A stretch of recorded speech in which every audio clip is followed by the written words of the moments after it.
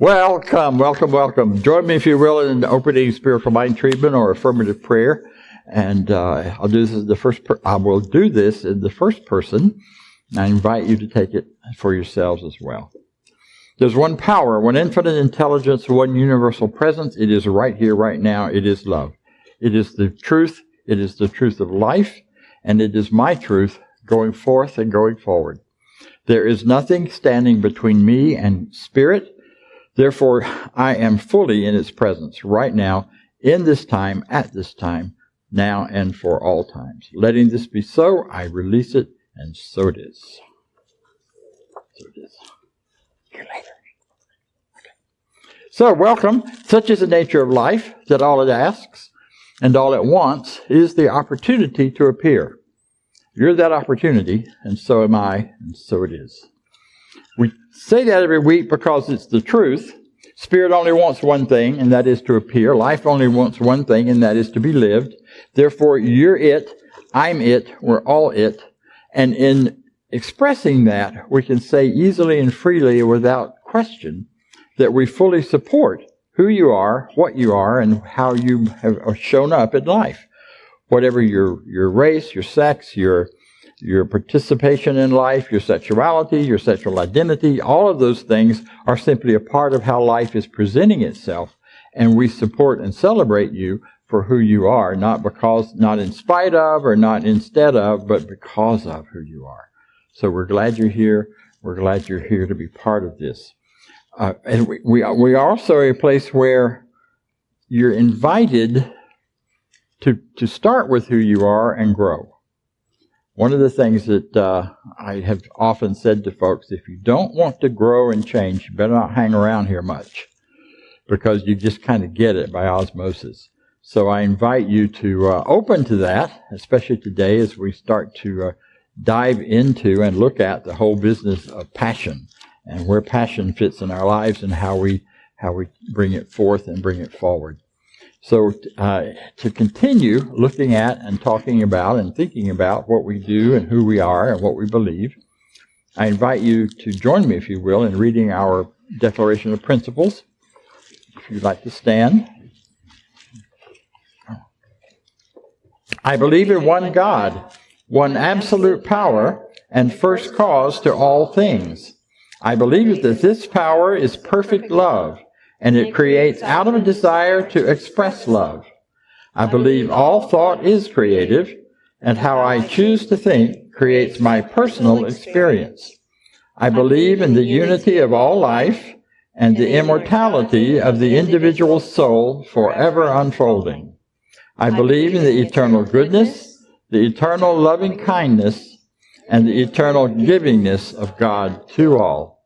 So it is. Thank you, and be seated. Which microphone do you want? Okay. You have to turn it on, I think. Okay, so today we are quite blessed. We have the Reverend Ursula, who has a longtime friend to us and participant here. She is here as our practitioner of the day. We say, as a kind of slogan, but it's also the truth, that all ministers are practitioners first, not only chronologically, but in consciousness. We start out with the consciousness of practicing, which is, for those of you who are new, the freedom and the ability to know the truth for ourselves and for other people on your behalf. So today, Reverend Ursula will bring us our message and our short message and our pre-message. Our pre-message and our opening treatment. Thank or you. Larger treatment or something. Good morning, everybody. So happy to see certain people here, family of children. I'm a youth minister, and I've been a youth minister with Centers for Spiritual Living since 2003. And it's been a pleasure for me to watch the children grow up to be young adults. And we have two of them here today. And I'm just thrilled to pieces to see them here. Today we're talking about passion. And Reverend Bob asked me, do you have any stories that you want to share around passion? I said, of course I do. So I'm passionate about my yard because some people say, oh, my favorite place in the world is Hawaii. My favorite place is this one. My favorite place is my backyard. So it makes it very convenient, because when we start creating our realities, we can do whatever we want. So my haven, my sanctuary is in my backyard. I made a bamboo wall for privacy with the neighbors behind me. So my railing in the front yard rotted out, and I had these really cool wood from the mountains, mountain laurel, and they rotted out. So I went up to the mountains, and lucky enough, somebody had cut some area for power lines, and there was a huge swath of cut mountain laurels. So I dragged 3 that I thought would work, and I put them in my car and messed my car all up for weeks. There was still bark there, and I placed them, but they didn't fit. They didn't work. It was just a bad thing. So I thought, what else can I do? And then the idea popped in. Ever notice how those good ideas pop in all by themselves? So this good idea popped in all by itself. It said, put bamboo to match the backyard. So I thought, oh, great. So I went to the source that I built the fence with last time, and he's like, oh, no, those people, they've moved. I don't know the new owners, no. And I said, what about that bamboo forest we went, that secret forest? And he's like, it's 2 hours away. There's no way we're carrying bamboo logs, for 2 hours. I'm like, okay. And I'm like, where can I get some bamboo, universe? Like, what's going on? And then I let it go. And I had in my heart, I really want bamboo. It's going to be cool. Then I did a favor for my godson, and I dropped him off at work. And I was driving down Lenox Road on the way back home very early in the morning. And I noticed this park that I've never seen before. And I feel like I should know all the parks in Atlanta. So it said Indian Creek. So I pulled into a nearby parking lot, and I walked over there. And there was 2 entrances. I took the first one, and there was a man sleeping in the park. And I said, well, maybe I shouldn't go here. So then I went to the second entrance, and I just was amazed that there was this park in the middle of Lenox Road. At the end of the park, after you go around the curve, what can you imagine is there but a giant bamboo forest in the middle of Lenox Road, like 3 stories high, very as big as this room, and then down a hill. So sure enough, there was my bamboo railings. And sure enough, they were right there laying on the ground, and I carried 2 of them and carried them and drove them in my car, and just was riding down Buckhead with bamboo on my car. And I thought, that's great. A few days later, I was coming home on a Sunday, and something said, pass your house and keep driving. Now, that's a weird thing, right? There's no logical reason why I should pass my house. But because I am in the state I am, I listen. I listen to that inner knowingness, and I pass my house. I look at it as I drive by, and I keep driving. And a few houses up past the hill, what do I see but a giant pile of cut bamboo? And the neighbors apparently have this bamboo forest behind their wall that you can't see what their backyard looks like.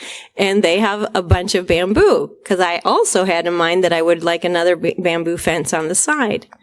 As I am piling the bamboo in my car, they come home and they're like, take as much as you want. And I said, I have this bamboo wall and bamboo. And they're like, oh, they open the gate and there's another bamboo forest right there. And to me, I'm more delighted that the universe and I are having this collaborated effort to beautify my sanctuary. And can you imagine, like Atlanta, we're not known for our bamboo. We're known for our Georgia pine. So I just wanted to share this story because it's very relevant to our dreams coming true, to our heart's desires becoming manifest, to us listening to things inside of us that don't make sense, for us to have a great idea that comes landing in out of nowhere and honoring that idea, knowing it's bigger than my little Ursula mind can come up with. So when we have this amazing relationship with the divine, and we're passionate and excited about it, because I'm passionate about my yard. I'm passionate about listening to my intuition. I'm passionate about the universe showing up for me. So I wanted to share these ideas with you. we can move into opening mind treatment, spiritual mind treatment. Go ahead and unfold your bodies and cross your arms and legs and just relax.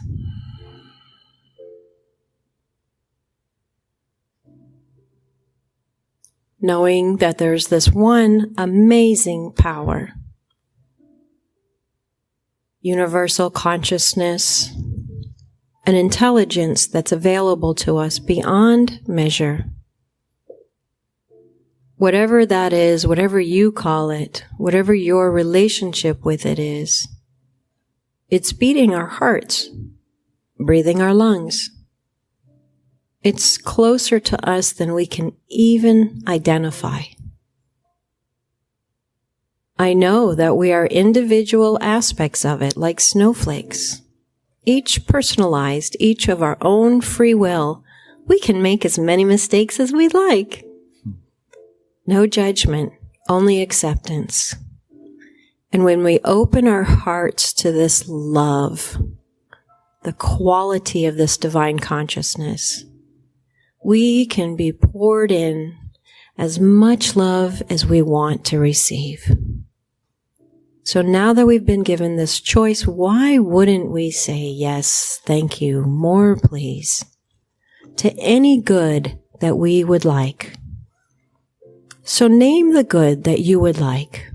Love, prosperity, happiness, awareness, confidence, security, acceptance.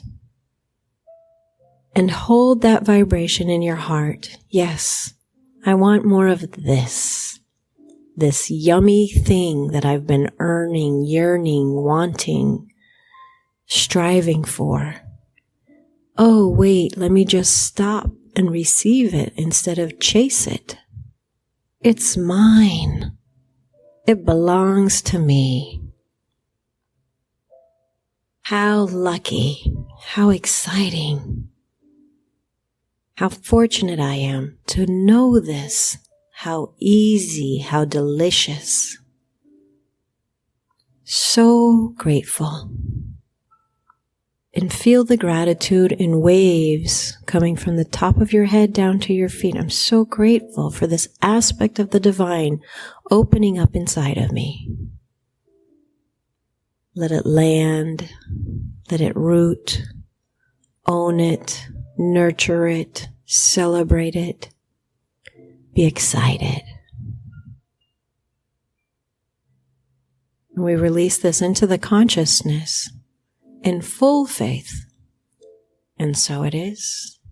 So it is. Amen. All right. So today we are talking about the title of today's talk is 5-alarm passion, as in 5-alarm chili. It's really, really, really hot, as in 5-alarm fire. It takes a lot of people to put it out. It takes a lot of fire stations to be involved. So 5-alarm passion is a similar sort of thing. It's got a lot of energy behind it. So I've asked Ursula to stay up here, and we didn't rehearse this. We decided to just play with it a little bit because I love spontaneity and living on the edge and trying things out. So we were trying something out today. And I'm wondering, do you have a 5-alarm passion? You talked about your backyard. What else? Is there another? I usually don't talk about this in public, but... Well, please choose. You're being recorded. I love dirt bike riding. Ooh, all right. Yeah, so that's a motorcycle. It's not a bicycle. Right. And I ride in the woods. Awesome. Yeah, and I ride nearly every week. When did you first discover that passion? I was dating a guy, funny enough, who was, because I was on my spiritual path early on. I was raised Catholic, and they were not answering my questions. So when I was 18, I moved to California, and I studied every possible thing on earth that I could. I was dating a guy who was a Scientologist. So I was like, what's that? So I started studying all of that stuff, and I broke some of their codes, and I realized that they're not for me. But in the meantime, he was a cool dude, and we had a lot of fun. And he was a dirt bike rider. So I was riding on the back of his dirt bike, and he's like, hey, why don't you try, driving the thing? And I'm like, okay. So I don't know the rules of the motorcycle. And we ended up in a ravine, and the walls started getting higher and higher, and there was no place to turn around. And I'm like, what do I do now? And he goes, just go up the wall. And I'm like, okay. So I hit the throttle, and we went straight up the wall, got some air, and landed. And since that moment, I was very passionate about dirt bike riding. Good for you. Thank you. Yes. So, is there anything that now is a big passion for you that was squelched in the past? Shut down by other people, by your that, for instance. Okay. So I got married, and it's not very lovely and sophisticated and elegant to be riding a dirt bike, when you're married to this like gentlemanly professional businessman. So the dirt bike sat in the garage for 10 years. Wow. 10 years.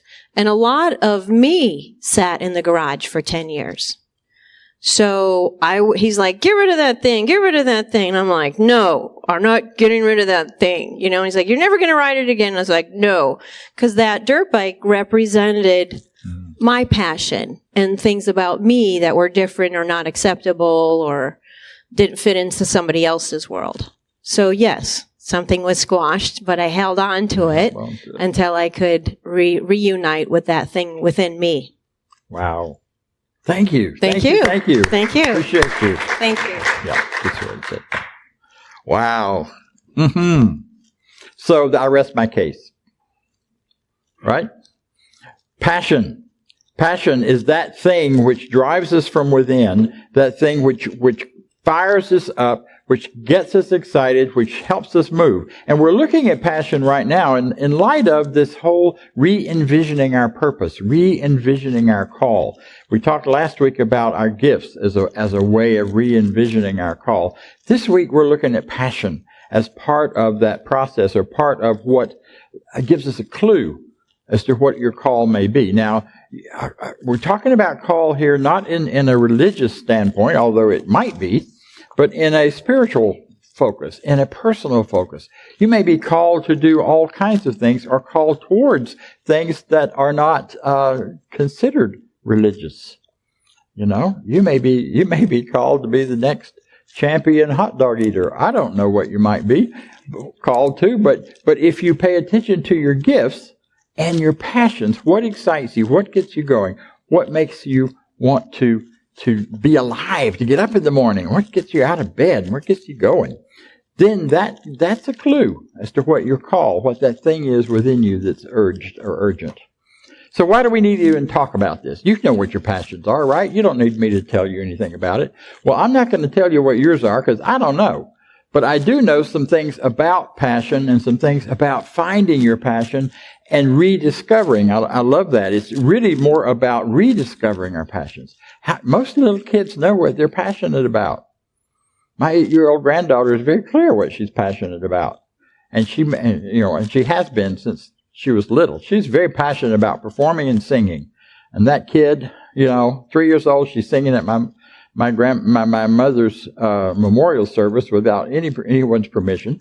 She's up on the table at one of the Mexican restaurants here because she liked the music, so she's up there singing and dancing and carrying on. Her passion was clear. Our role with her has simply been to keep from squelching her and yet keep her somewhat socially appropriate. So, and you've seen her running around here, so you know what I'm talking about.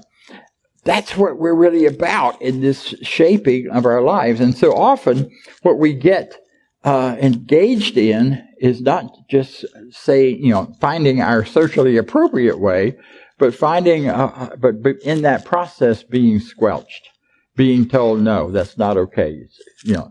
Girl on a dirt bike, come on. Or whatever else might have been your story. I love flowers. I love beautiful things. I wasn't too popular in the Deep South for a boy in the 50s. You just didn't talk about those things. You certainly didn't let anybody know that sometimes a beautiful sight would be enough to bring me to tears. And but no, you don't dare let the guys see that or know that. So there's all kinds of stuff like this that are our passions that get shut down, and that's why I think we need to talk about it, and we need to look within ourselves to see, are there things still there? Are there things that we need to reawaken or that we want to pay attention to? One of the nice things about being older is you don't care anymore. You don't have those same things to have people looking at you and say, well, you're going to grow up, or whatever, because you're grown up and you've done it, and it's good, and you can play, you can go wherever you want to. So you may have been told no. You may have found yourself unhappy and dissatisfied in your own self and in your own life, and decided that somewhere along the way you should never have that passion. I loved to wrestle when I was a kid. Loved it. It was one of my great passions. And we, a whole bunch of us, it didn't matter, girls, boys, whoever, we liked to wrestle. And then we got older, it did something else. But my point of that is, at one point in a wrestling situation, someone got hurt really badly. My father. Who would have known wrestling with my father would hurt him? We didn't know at the time he was physically ill, but it hurt him. And I backed off of that completely. I was terrified that I would hurt people from then on because I was too big and too strong. So that passion for just the physicality of it all and the joy of it all and touching other things and other people just got shut down because I shut it down. Not because anyone else did. No one shamed me for that. I just felt guilty because I thought because he got sick after we had a wrestling match, it was my fault. So we all make these kind of crazy assumptions. I'm not the only crazy one in the room. We do those kinds of things in ourselves and in our minds at times. See, and the other thing is talking about our passions and looking at our passions and thinking about our passions is a way to help with our choices. We live a life of choice. There's a guru whose name I can't pronounce, but I'll try. Gopa Prabhu. Now, if you can find that, he's on the website. You'll see him all the time, but you have to spell it instead of pronounce it. He says that life is a series of alphabets. It's from B to D. That we live from B to D with C in between. Birth to death. We have no choice about our birth. You're born. You didn't choose when to be born. You might have on some metaphysical level, but we don't really have a conscious awareness of that. And we die at some point. When we're done, we're ready to be out of this body. And in between is C, which is choice. Choice, choice, choice. Our lives are lives of choice. We're constantly choosing. And our passions can direct those choices in ways that bring us greater joy, greater fulfillment, and greater life. It's really, really cool that when we follow those passions, when we follow those things within us, life seems to open up for us.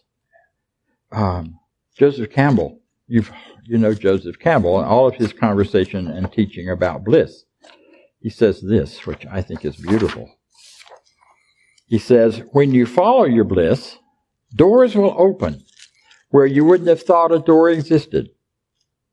And there would be doors for you where there wouldn't be for someone else. When we follow our bliss, when we make our choices based on that, opportunities just show up. Because, as we know from the science of mind, we live in a universe that says yes. Yes to our beliefs. Yes to our desires. Yes to our joys. So my intention today is to engage you a little bit in awakening, perhaps, some of those things you may have shut down, or saying absolutely yes to those passionate things you already stand for, and encouraging you to and myself included, I'm always talking to me first, to speak for and to and live according to those things which are most important to us. Now, it's so interesting. Dr. Holmes says in the opening part of the textbook that there will come a time when science and spirituality, or science and metaphysics, will come together. Well, we're in that time because science is finally catching up with who and what we're about and who and what we are. So that there are a couple of scientists, neurologists, neuroscientists, at the University of Pennsylvania. And they have an outfit called the Center for Spirituality in the Mind. And they study the mind from a purely scientific, physiological standpoint. They're quite amazing. Andrew Newberg and Mark Waldman. Mark Waldman teaches for the Holmes Institute and helps train our ministers so that we get the scientific side of things. So here's what they say. The more you focus on your passion, the more you focus on what you love, the brain turns down the volume on the parts of the limbic system where the destructive emotions of fear, anger, depression, and anxiety are controlled. So it turns down the control on those things. And it allows us then to think more clearly because we're not clouded with those kinds of emotions and feelings.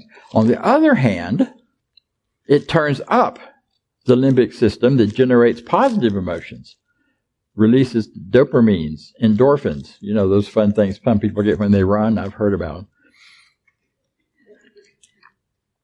Other stress-reducing hormones, neurotransmitters.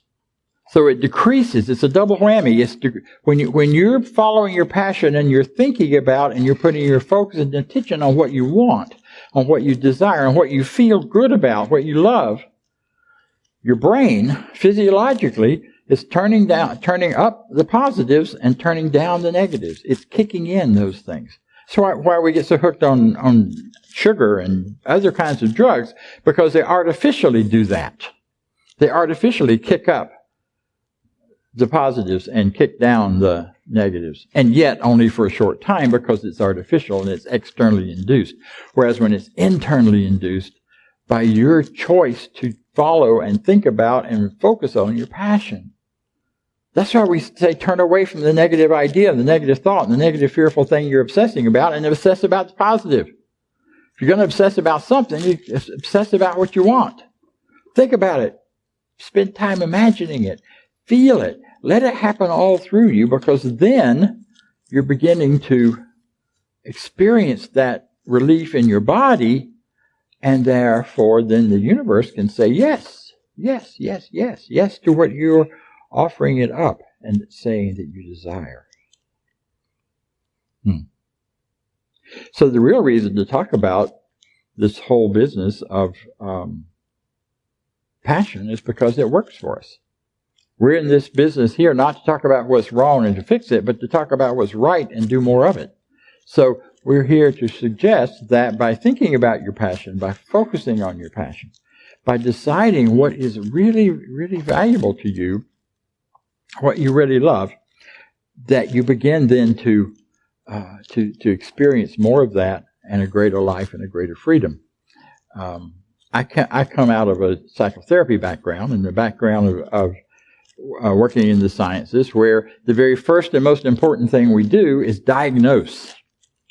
And anybody that's ever been to a doctor or a therapist or anybody else has a diagnosis. And a diagnosis can be seen to define what's wrong with you.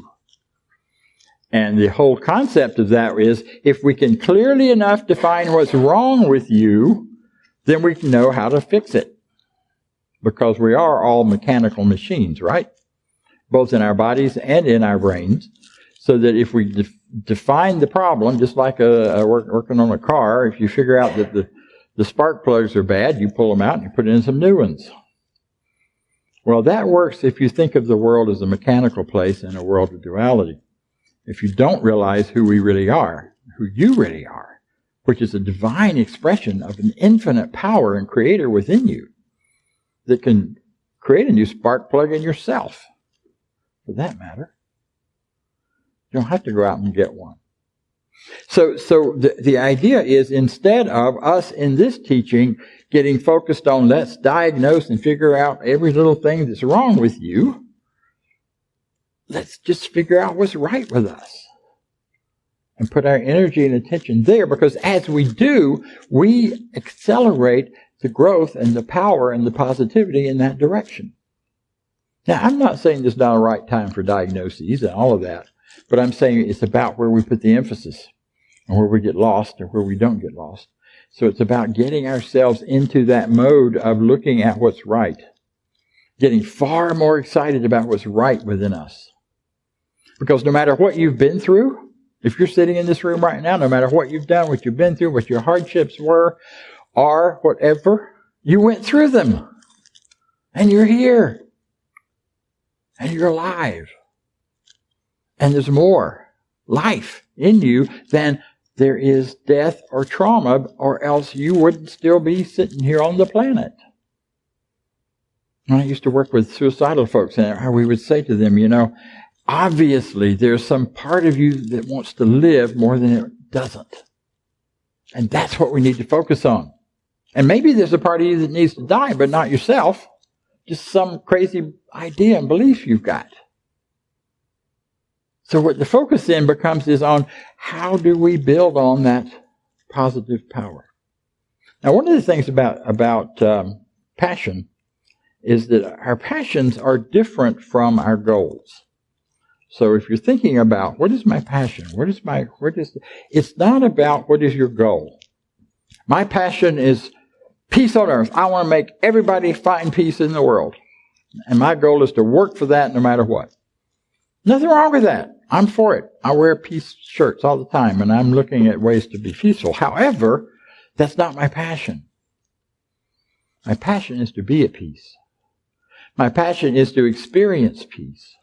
My passion is to work for peace by being peace, not by making you be peaceful whether you want to or not. Because, that always works, right? That's, bombing for peace. Huh? Doesn't work. So the idea then is to keep that separate. To recognize that your passions are the things you want to be, that you feel yourself to be. If you imagine your ideal life, and you imagine, in my ideal life, I am, and then you finish that statement. It's the most powerful affirmation you can make. I am. Because whatever you put behind it, you're claiming the very power of God itself, the very power of life itself, to really come in and speak to you and speak for you. And you're speaking as it, as the Word of the Infinite. In my most ideal life, I am. What time is it? Hot dog. Nope.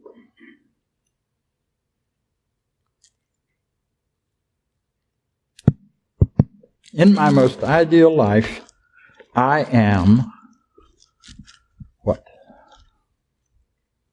Perfect health, active, involved, and ecstatic about it. Perfect health, active, involved, and ecstatic. You got one? I am perfect in every sense. Perfect in every sense. I'm joyful. I'm joyful. I give back. I give back. Who else? I won't force anybody else. Lee. I help others grow. I help others grow. Think about that. A passion to help other people grow. That defines you and what you do and how you do it and what your job is, but it's not the whole thing. Whoops, here we go. I am whole and complete. Thank you. Amen. Whole and complete. Yes, you are. I see a hand over here. Come on down. Oh, I was going for that. I thought. I'm at rest. You, pardon? At rest. At rest. Yes. Anybody here? I am a millionaire. There's one. There's a couple of people take it. Here's the tricky part about that one, though. Are you really passionate about being a millionaire? Because if you were, you might be doing some things differently in your life. Or are you passionate about being free of concern about money? Because those are very different. Or are you passionate about having ease of life to go where you want and be where you want and do what you want, which may or may not mean being a millionaire. It might just mean having all sorts of resources that you didn't know you had. Right? What else? What else? Who's got a passion? A 5-alarm passion that you don't want to go out of here without speaking. Whoop, I see a hand in the back. The buses will wait. Here we go. Happy, joyous, and free. Happy, joyous, and free. Amen. Hallelujah. Who else? Is that it? So we've exhausted this one. Okay. My hope is that if you have not yet gotten at least one idea, one specific idea for you individually. I mean, I love these happy, joyous, and free, and I love those things because they do shape who we are and what we think. But I also wonder, what's the driving, the 4 or 5 driving passions that you can build your life on? How do you take, I'm happy, joyous, and free, or I'm at rest? I love that. A lot of days I love that. How do you take those ideas, those passions, and turn them into an activity? Because passion without an activity behind it oftentimes just gets lost. So, I mean, I think about the dirt bike. You have a passion for being outdoors. There's a passion for going fast. There's a passion for obstacles and getting over them and going with them. So there are a lot of passions tied up in that one activity of a dirt bike. So think about your passions, and then you can begin to make choices about what you're going to do with yourself. When you get up in the morning, my passion is for this teaching, for understanding it as deeply as possible, and for translating it into everyday life for myself and for anyone who'll listen. I have a real passion about that. That makes a difference on what I do in the morning. I don't start out watching the news and whining about it. Sometimes I want to. I don't start out thinking about, worrying about, looking at all the things that are wrong in the world. I start my day with meditation. I start my day with treatment. I start my day with reading something from this teaching or from related teachings that will awaken that part of my mind to what is possible and what is real instead of the other options. So you choose your activities based on your passions. So the clearer you get about those things deep inside of you that you might not have ever told anyone or talked about in public, those choices around that are what will give you the greatest joy and the greatest freedom. And after all, we are only here for one purpose only, one purpose alone. And that is to live, to express, to love, to be who and what we are in our greatest, deepest sense of the word. So in closing, I charge you with this. Dance like nobody's watching. Yeah. I was going to do that coming in, and I decided it would scare everybody. Love like you've never been hurt or would never be hurt. Sing like nobody's listening. So for some of us, that's the only way to do it. And live like it's heaven on earth. Because it is. Because you're wonderful, so am I, so it is. Thank you.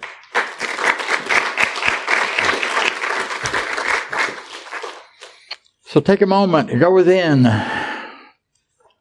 Let all this stuff go on that world around you. Let go of whatever you think anybody else thinks you ought to be or ought to do.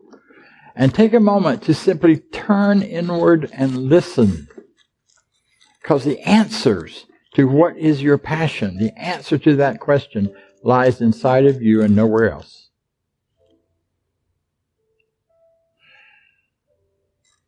And ask yourself, in my perfect life, I am.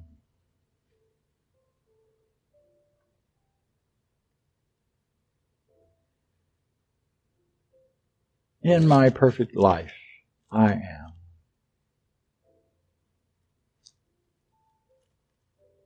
And whatever words have come up, whatever ideas have popped in, know that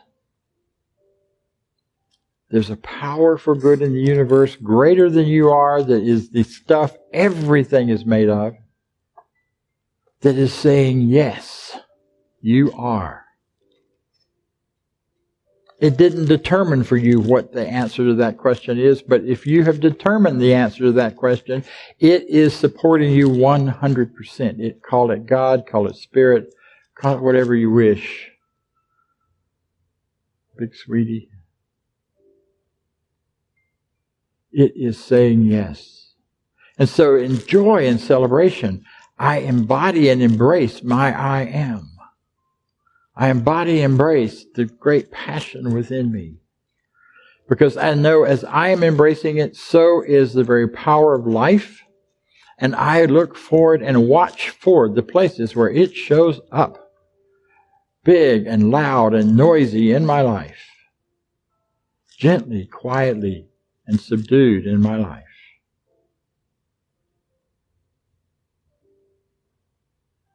I'm grateful that this is the way my life works. I'm grateful this is how all life works. And now that I have the user manual, I know what to do. I claim for myself my passions as my reality and my truth.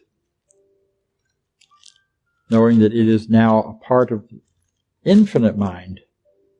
It's part of mind that is God. I can let this be. I can let this be so right here, right now, and I let it go. And if you agree, join me in saying, and so it is.